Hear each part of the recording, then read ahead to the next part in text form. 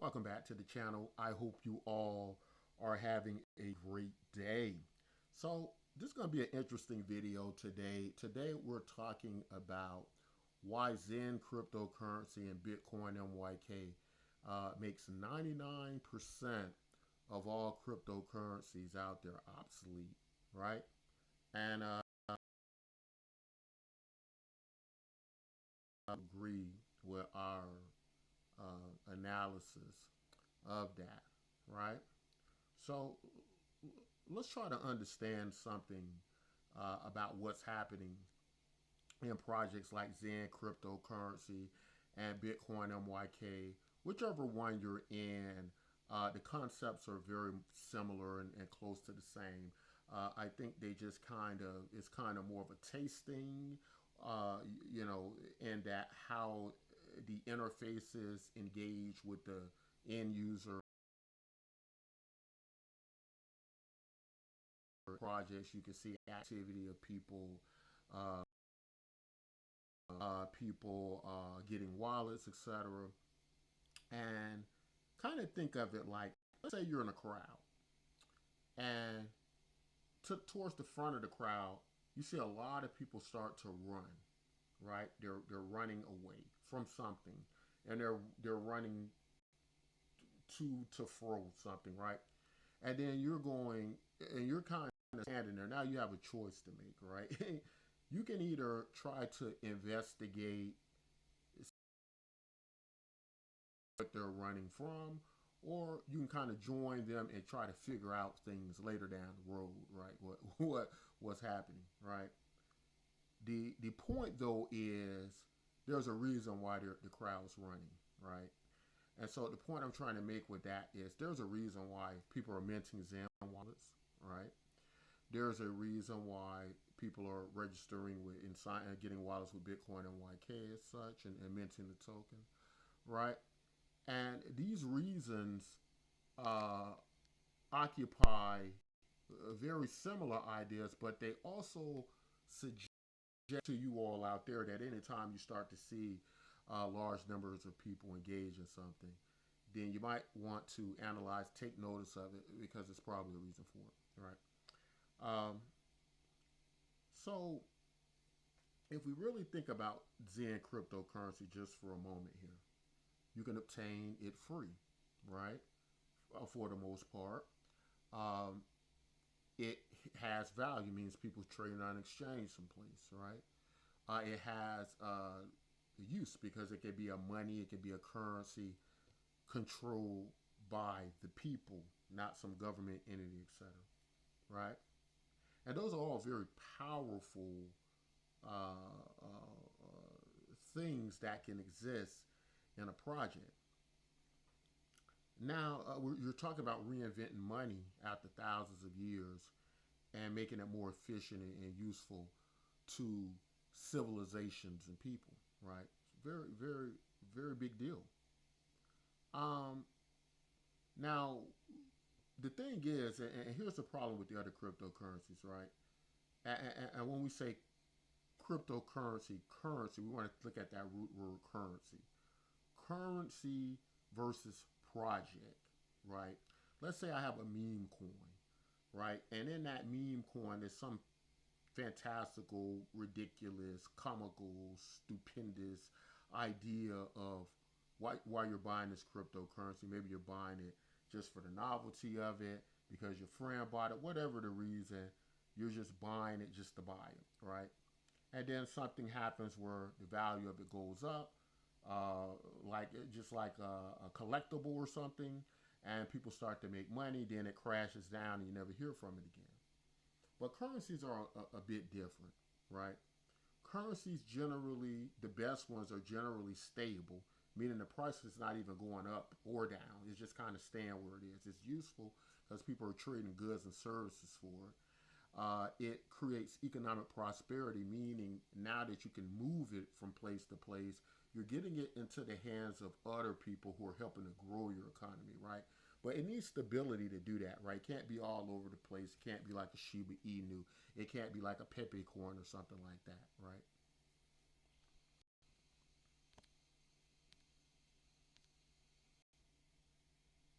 So it is power in currency, not project, not somebody created a game that does a specific thing, or somebody created although those things can be create some economic prosperity, but a currency is a resounding, powerful tool for the species of humans on the planet Earth to move value, to transact value, right? To grow and improve and evolve, right? Through this aggregate denominator. So the point of what I'm saying, the reason why projects like Zen Crypto and Bitcoin and YK make other cryptocurrencies obsolete is because, number one, uh, you don't have to invest in them to use them. So they're very similar to our currency we use today. Like, I can use a US dollar, I can do a lot with it. You guys, the currencies of your choice, but you don't have to buy it, right? You don't necessarily have to. It's just what the system is. Let me give you a better example. The stock market, right? Most of us, 99% of us are engaged. I would go as far as to say just 100% of us are in the stock market, right? You might say, well, how am I in the stock market, right? Well, if you shop at Walmart, right, you impact the value of Walmart stock, right? If you work a job, you probably have a 401k if you're employed by somebody, and in that 401k, it's probably being invested in the stock market, right? You don't have to have any knowledge of the stock market to be involved in the stock market, right? Cryptocurrency is a different animal, though, right? We have to convince people to buy it, hope they don't dump it. The next thing is uh, they have to be educated on wallets as such. Um, in most cases, whether they have money or don't have money, they might not want to be involved in cryptocurrency, right? But something like Zen makes those doors ever so much easier for them to walk through because they can mint the cryptocurrency free. Same thing with Bitcoin and YK. Um, you can mint it for free. And freemium, nothing beats it or trumps that, right? If a system can run on free, you're going to have growth. So if you look at something like Zen, you see activity there. It's starting to grow up. Now it might be a kind of slow roll at first, right? And it might not be at first appealing to people who want short-term gratification, people who don't understand how freemium services work, the difference between a currency and a hype cryptocurrency is, or what might be a limited use cryptocurrency versus a universal use cryptocurrency. And I'm going to break it down a little bit. But that easy access, right? Especially if you got a very easy wallet, very easy user interface, you're going to have people pouring in out the streets. You're probably eventually going to have stability in your currency. You're going to have a value in your currency and growth in the value of it, right? You're going to probably achieve all these things at some point, provided the project keeps going, right? And the momentum of people joining keeps up. So the thing about when I say universal, right? It means a very wide scale use, like what you could get with Zen and Bitcoin and YK, right? So, for example, um, what would be the reason a person would want to use your cryptocurrency? Let's say if it's a game that you've created, okay, well then you've isolated it down to people who are interested in that game, right? But if it's a free cryptocurrency where they can earn an income daily, monthly, whatever, then it's universal to them all. And this opens up many payment gateways, right, that they can use. Now, the only way to compete with projects like this is to make the projects free themselves, right?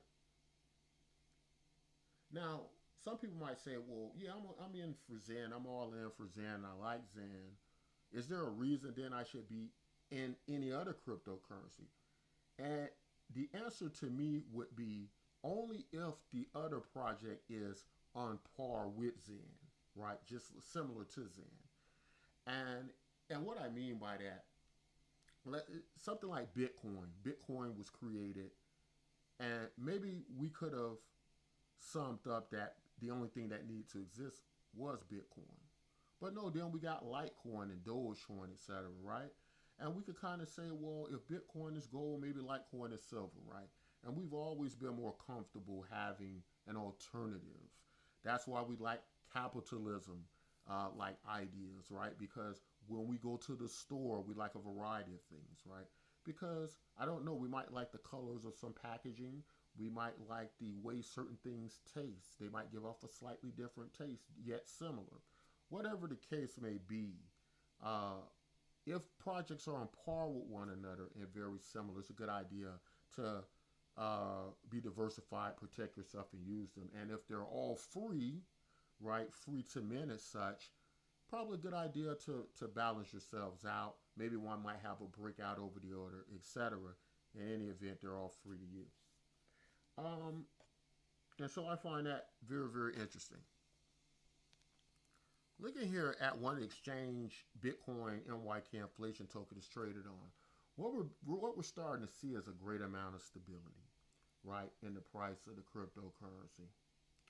And the reason we're starting to see that is because we have this balance of inflation versus rarity or deflation, like a perfect mix, where we have the ability to where everybody can participate and have the opportunity, but a lot of the liquidity is coming from a scarce version of our cryptocurrency, which is similar to gold, right?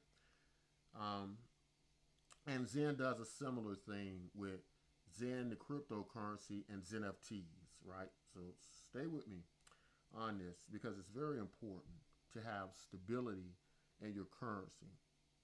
To really have economic prosperity, you need people trading it, you need people accepting it as such, right? You're going to get more people in. Let's think for a moment, right? Let's look at Bitcoin. So if we look at something like Bitcoin, where a lot of people are trading in, the going phrase about Bitcoin now is it is the toy of the rich. Who is investing in Bitcoin? It's mostly people with disposable investment income. It's not regular Joes. How do we get regular Joes in? Regular Joes are the economic engine of our economy, right? Just think about that for a minute. If they're the economic engine, we need them in. We gave a earlier reference to the stock markets, right? Do you know that the average Joe is all over the stock markets with the products he buys in these companies every day, with his 401ks, with his whether it be him individually trying to buy the stocks because he just likes to trade, etc. Uh, and so on, right? And some of these companies, there's just a needed use case for the products, right? So everybody's involved in some way or another. How do we do that in a cryptocurrency? And if a cryptocurrency could do that, does wouldn't it render many of the other cryptocurrencies obsolete? Yes, it will, and that's what we're saying in this example. We're saying that a free cryptocurrency that can have money controlled by the people and not governments and be global, right? Meaning you can send it all over the globe, especially if the transactions are free and the currency itself is stable, as we're seeing up here with the Bitcoin NYK token as it becomes more stable every day because of the selling pressure, the growth coming in, the rarity and such. What happens is then this becomes a highly useful money, a highly useful currency that can be sent and delivered anywhere in the world in just seconds, right? And that's a lot of power when you think about that. Now, what holds cryptocurrencies back? Access, right? So you're telling me that your Cardanos, your Bitcoins, your Ethereums can outcompete Zen and something like Bitcoin and MYK that are free cryptocurrencies. How's that possible? Right? Do you understand that a currency, like nobody's really holding US dollars waiting for the price of them to go up, right? That's not how a currency works. A currency is about delivering buying power right then and there on target, right? And that's the power you have with a free cryptocurrency. So I think the error many are making in Zen isn't so much about the price going up and such, but how much more can you mint? How much more can you get? And the operative word in both Zen and Bitcoin MYK is participation. The more you participate, right? So one big problem with free coins is people being able to exploit the system. In other words, things like Sybil attacks, I can create more and more wallets. Here's the mistake in that thinking, right? None of that matters if you can create more based on the more you participate. Whether it's some type of bot, as they were able to address with the Zen project, where they just made it more easier for everybody to participate in the bots. So if you make it where everybody can participate on the same level, then the bots don't matter, right? It's just the participation. The next part is in our project, in particular aspects of the project, we have the inflation coin that grows with the network, right? So it doesn't have a limited supply like Zen, because a currency in this magnitude, it needs to be able to build its value and deliver that buying power. And when you start to make it scarce, similar problem we have with gold is money. What begins to happen is you then get less people who can participate. You want more people. In other words, the more people who participate, the more buying power you have, right? The more you can mint, the more you can participate. But if you're just looking at it for the decimals to go up, then you don't quite understand economics to this level, right? And it's a mistake many of us have made, right? We think that it's just about price going up. No, it's not about price going up. It's about how much of this cryptocurrency can you get, right? If Bitcoin's at a price of $1, but you can get 1 trillion Bitcoin, it really wouldn't matter how much the price of Bitcoin was. Does that make sense? Now, some people would argue that, oh, well, then it has no value. Zen's proven that not to be true. Bitcoin MYK is proven that not to be true. It is the growth that naturally creates the value. It's the participant. It is us humans who give value to the currencies, right? Does that make sense? What I'm saying, ladies and gentlemen, is that you get a growing cryptocurrency that's free. Nothing can trump that or beat that, because the value of a currency makes no difference whether it's valued at $1 or $1,000,000. It doesn't matter. It is the transactions, it's the acceptance of it, it's the use of it. And if everybody has it in the world and they're trading it around the world, that's going to have value, right? And all that's going to matter then is the level of the participation economy, right? The level that people can participate at. So it really doesn't matter if participant A has more money than participant B. Does that make sense? If both participant A and participant B participate at the same level, whether one has more money than the other doesn't matter. And that's very appealing to people, because we've always existed in an economic system where people wanted a fair system for all, a fair distribution model for all, and at the very least, even playing field for all. That's why we have so much trouble in our tax codes, right? Because if a group of people can exploit the tax code to the point they can get more tax breaks than the average working Joe, then the entire economic system becomes unfair, right? So what we're saying with the Bitcoin MYK project is your participation can all admit you the same amount despite how much money you have. Now, some people would say, well, why don't I just do that with Zen? And maybe I should only use Zen. Maybe you should. But here's a few things you have to consider. And like we gave the example gold to silver, etc. I think what it really comes down to is taste, right? What people, so let's say I'm a new user in cryptocurrency. I have very limited time. I don't have time to be educated about how to use wallets. I don't have time to be educated about how to learn new interfaces, right? That I've never seen before. I think what's appealing about Bitcoin MYK, why people are joining every day, is it has a very familiar interface that allows them to mint. It's like a social media site, right? And so the billions of people that exist on these social media interfaces, right? These cash app systems, etc. If they have a very similar layout like those things, they don't have to learn anything, right? And they're minting by things they already do every day. So when people ask the question, why don't I just use Zen over Bitcoin MYK? That's your answer. That it is just a different approach to listening to the community out there about making cryptocurrency a lot more accessible and easier for them to maintain their wallets, etc., and do these things, right? My thought process would be they're both great projects and everybody should be diversified in using them the same. But I'd also go further to say it's probably going to be even more projects, and that's the world we want to see.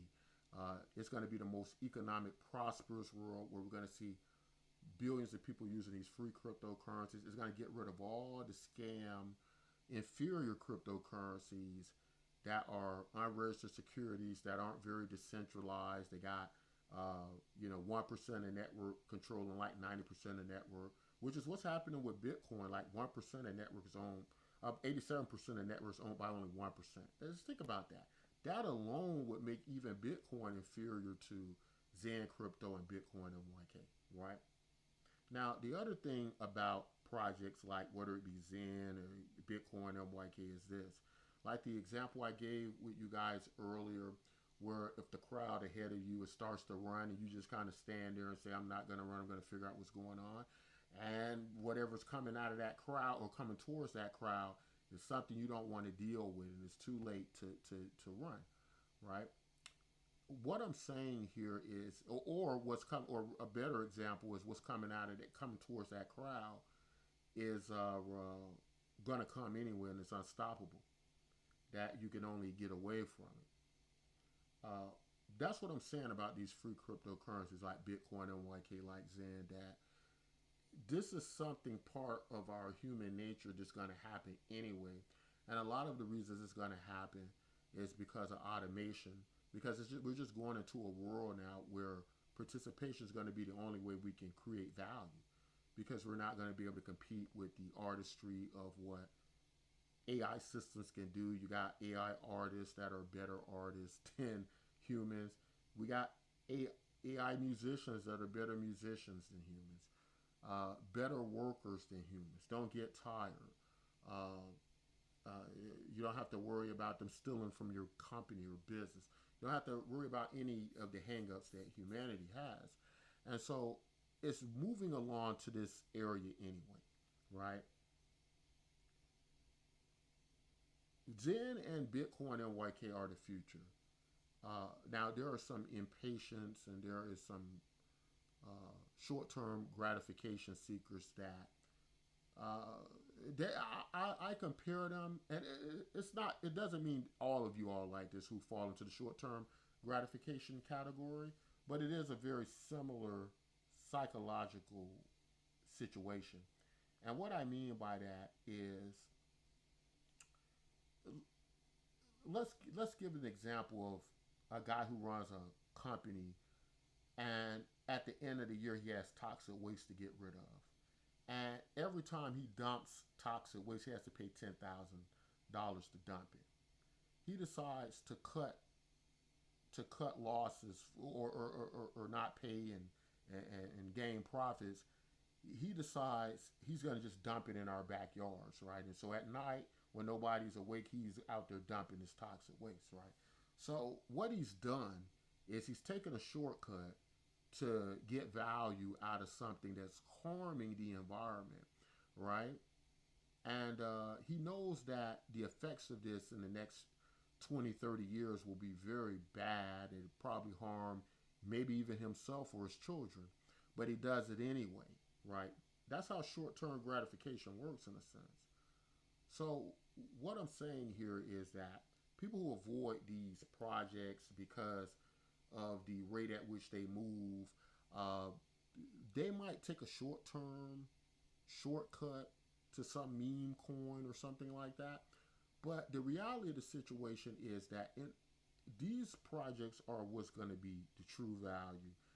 Help the world, make the world a better place, give economic prosperity to people because they're designed in a much better way, right? And short term things never oftentimes do work out, right? They generally fizzle out and the outcomes are very, very bad. People generally crash down very, very severely. So what I'm saying to you all is that the free cryptocurrency projects like Zen and Bitcoin, MYK, uh, as they rise, there's not going to be any room for these other cryptocurrencies.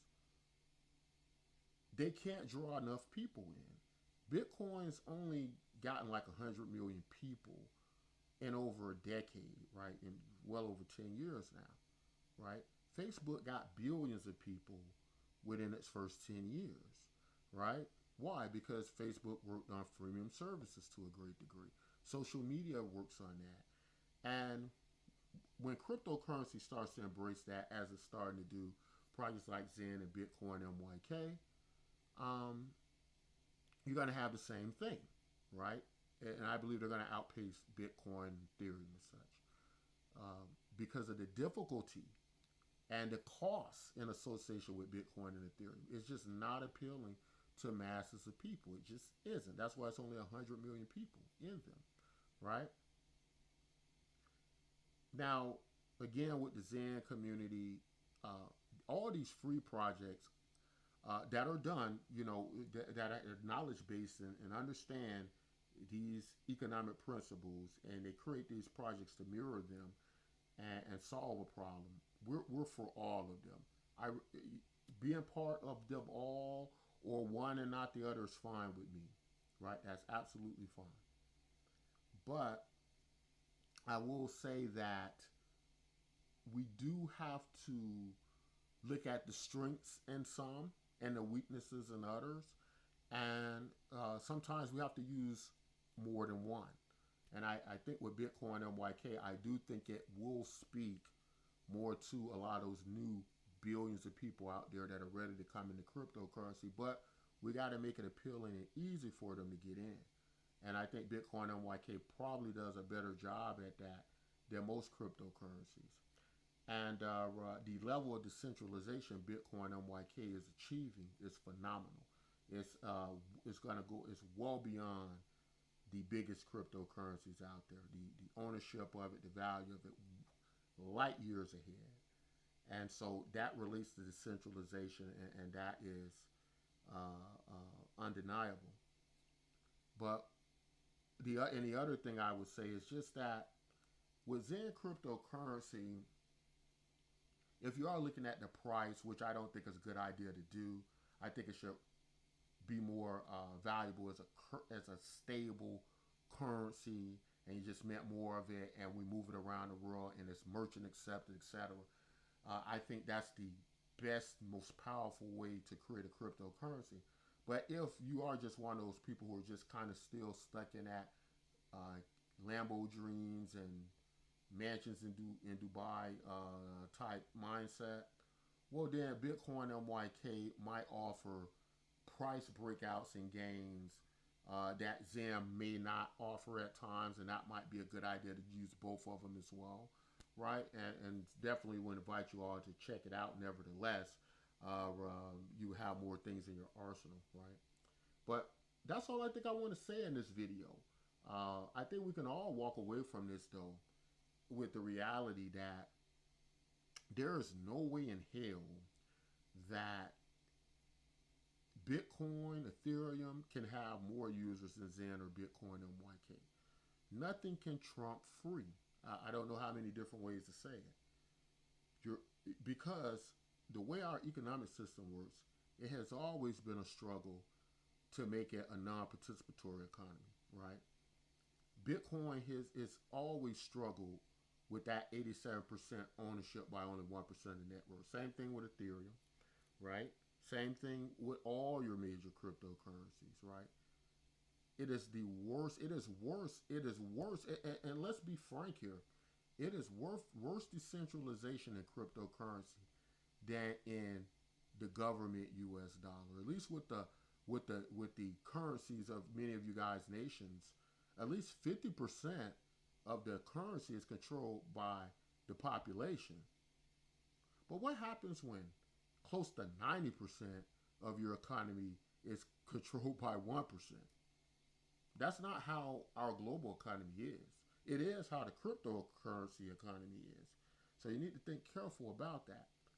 What will defeat them all is the free cryptocurrencies, right? I think it's just a matter of time before they do. What I think would be the way not to engage in cryptocurrency in a futile way would be to go ahead and accept the free cryptocurrencies and put your value behind them. They're the ones that are going to become the best, right? Not these cryptocurrencies that are only going to get a small group of participants, right? At least these are my thoughts, right? These are my economic theories. And they could be wrong, although I don't think they are on a large scale. I don't think they are in a future automated economy that is undeniably coming to us. That is an eventuality, right? But I think that's all I want to say in this video. I think it's run too long, but I think it does make a good point on why the free cryptocurrencies are going to make these other currencies, cryptos, obsolete. I just don't see any other way. Would love to hear you guys' thoughts and opinions about it. Love for you all to try Bitcoin MYK and tell me what you think of it, because I think you're really going to like it. But you got to try it. You can't be that guy. See everybody signing up, registering, everybody trading, and you're waiting for the bull to run out the crowd and charge you. Come on, guys. It's time to assess this, and it's time to stop playing in this space that is half dead and start to embrace what we need to do to make it lively, to liven it up, to make it accessible to these people out there. That's all I want to say in this video. Until next time, as always, take care of yourselves and each other.